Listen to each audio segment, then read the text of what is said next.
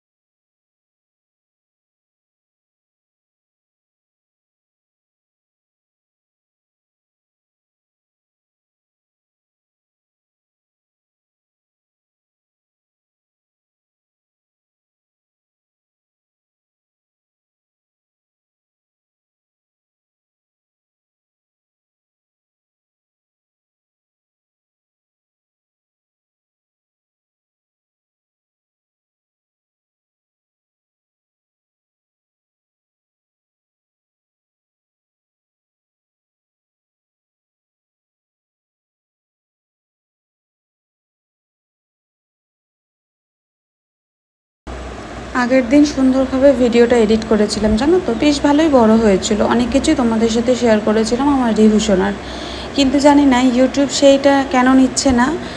যখনই আপলোড করছি টোটাল ভিডিওটাই একা একা রিমুভ হয়ে যাচ্ছে আর বলছে গাইডলাইনের বাইরে রয়েছে। তো যতটা চেষ্টা করেছি ভিডিওটা আবার নতুন করে এডিট করার, অনেক জিনিস কেটে দিয়েছি, অনেক জিনিস স্পিড করে দিয়েছি। জানি না এই ভিডিওটা কীরকমভাবে পোস্ট হবে বা তোমরা কীরকমভাবে দেখবে। যাই হোক, ওই তো দুদিনের ভিডিও তোমাদের সাথে আমি শেয়ার করলাম। দিদি বাড়িতে গেছিলাম, ওর মেয়েদের জন্মদিন ছিল তাই। আর সেদিন আর হয়নি, ভিডিও শেয়ার করতে পারিনি, কারণ আসার পথে মায়ের প্রচণ্ড পরিমাণে শরীর অসুস্থ হয়ে গেছিলো, সেই কারণে। আর এইটা হচ্ছে দুদিন পর, দিদি বাড়ি থেকে আসা দুদিন পরের ভিডিও। অনেক কাঁথা কাপড় জমে গেছিলো, মানে আমাদের রিহুর না, রিহুরগুলো আমি ওয়াশিং মেশিনে দিই না, আমাদের জামা কাপড়গুলো ওয়াশিং মেশিনে দিয়ে নিলাম। প্রচুর কাচা ধোয়া ছিল, সেগুলোকে কাচতে দিলাম। আর ওইদিকে আমার বড় মাম্মা এখন রান্না বসাচ্ছে। ও বললো, মা আমি আজকে রান্না করবো। আমি বললাম তাই কর। তো যাই হোক, ও রান্না করছে আর আমি এদিকে আমাদের জামা কাপড়গুলো কেচে দিতে বসিয়ে দিয়েছি। আর রিহুরগুলো আলাদাভাবে রেখে দিলাম, পরে যখন স্নানে যাব তখন আমি ওগুলো কাচবো। আর এই দিকে আমি এখন রিহুকে স্নান করাবো, ও দোলনায় ছিল, ওকে এখন স্নান করাবো। তার আগে ওকে তেল মাখাবো। ওই দেখো, দেখেছো, সেও তাকিয়ে রয়েছে কিন্তু ঘুম নেই চোখে। তো যাই হোক, ও দোলনা চড়তে ভীষণ ভালোবাসে আর দোলনায় থাকতেও খুব ভালোবাসে, জানো তো। তো এই তো ওইদিকে মাম্মা মাছের ঝোল, তারপরে হচ্ছে কুমড়ো ভাজা, কুঁদরি ভাজা, এগুলো করবে। আর আমি এদিকে ঘরের কাজ বাজ সারবো। রিহুর জন্য জল নিয়ে নিচ্ছি, এখানে একটু জল, ঠান্ডা জল নিয়ে নিলাম, যেটা দিয়ে আগে ওর মাথাটা ধোয়াবো, তারপরে গা ভেজাবো। তখন আমি আবার একটু গরম জল করে নেবো। ওকে কিন্তু আমি উষ্ণ গরম ঠান্ডা জলে স্নান করাই।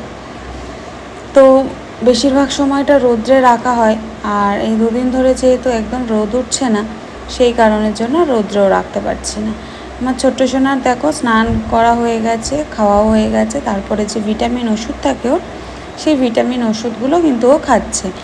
আর একটা ভিটামিন ওষুধ আছে যেটাও খুব ভালো খায়, আর এটা একদমই ভালো খায় না, দেখতে পাচ্ছ তার জন্য কি কান্না করছে। ওকে করে ধরে নিয়ে আমি করে নিয়েছি স্নান। এখন আমি এই যে একটু মুখে চোখে একটু ক্রিম লাগাবো। আর চুলের অবস্থা দেখতে পাচ্ছ, চুলটা ভাবছি একদমই কেটে ছোট করে দেবো। তারপরে বাড়ির সবাই বারণ করছে যে এখন চুলটা কেটো না, আর মা তো বারণই করছে যে এখন একদম কাটবি না চুল, চুলটা অনেকটা বড় হয়ে গেছে, একদম কাটার দরকার নেই, ও সব ঠিক হয়ে যাবে। যেহেতু আমার স্ট্রেটনিং করা ছিল চুল, সেই কারণে যেন আরও বেশি কেমন লাগে। সন্ধ্যাবেলা উঠলাম, একটু শুয়েছিলাম, ছোটো সোনাও আজকে ঘুমায়নি সেরকম একটা ভালো, আর আমি একটু শুয়েছিলাম ওকে নিয়ে। তারপরে একটু ঘ্যান ঘ্যান করছিল, খাবে বলে খিদে পেয়েছিল, তাই একটু দুধ করলাম, দুধ করে একটু খাইয়ে দিচ্ছি। আর এদিকে আমি এখন যাবো একটু চা করতে। এভরিওয়ান, এই তো শুয়েছিলাম একটু, তারপরে রিহু উঠলো। মানে আজকে সারাটা দুপুরই ও খুব চালিয়েছে, খুব একটা ভালো করে ঘুমোয়নি, আর আমাকেও ঘুমোতে দেয়নি। সন্ধ্যার দিকে একটু ঘুম পাড়িয়েছিলাম, একটু ঘুমালো, তখনও ঘুম হয়নি। আর এখন বাজে কটা বলো তো?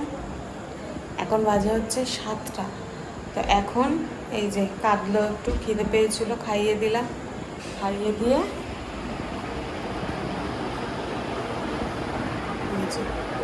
ঘুম পাড়িয়ে দিয়েছি, এখনও ঘুমোচ্ছে। আর এখন আমি করবো একটু চা, ভীষণ পরিমাণে মাথার যন্ত্রণা হচ্ছে। এই যে দুধ আনলাম মাম্মামকে দিয়ে, আর মাম্মাম নেই, মাম্মাম বেরিয়েছে বলতে আর নিমন্ত্রণ বাড়িতে গেছে। ওই আমার বাপের বাড়ির ওখানে একটা নিমন্ত্রণ জন্মদিনে, ওইখানে গেছে মা আর ও। রাত্রিবেলা আসবে কিনা জানি না, দেখি যদি আসে তাহলে ভালো, আর যদি না আসে কোনো সমস্যা নেই। আমি একটু চা করি,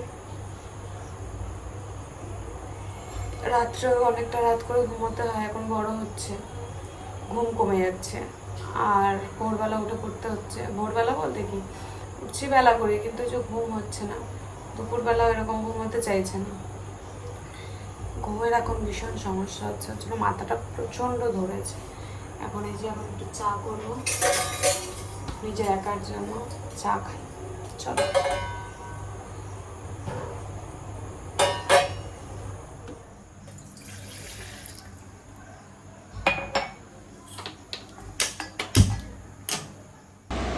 এখানে চা কমপ্লিট হয়ে গেছে, সাথে নিয়ে নিয়েছি একটা এইরকম পাউরুটি, যেটা খেতে আমি ভীষণ পরিমাণে ভালোবাসি।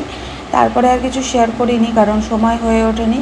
ছোট্ট সোনা আজকের একটু বেশিই জ্বালাচ্ছিল, যেহেতু সারাদিন ঘুমোয়নি, তাই এখন সবাই ঘুমিয়ে পড়েছে। রাত্রে খাওয়া দাওয়া করে আমিও ফ্রেশ হয়ে এখন শুতে যাব। চলো আজকের মতো টাটা।